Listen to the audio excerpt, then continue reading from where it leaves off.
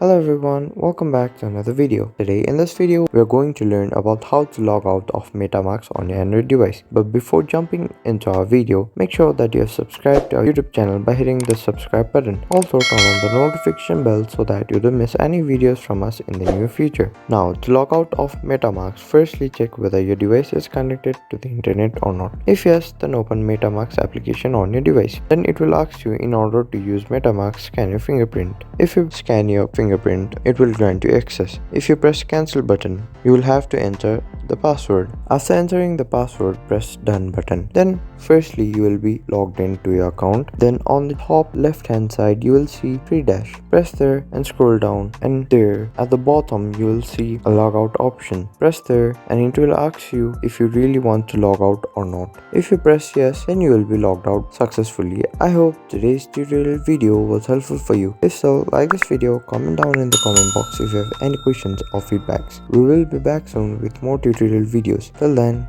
goodbye.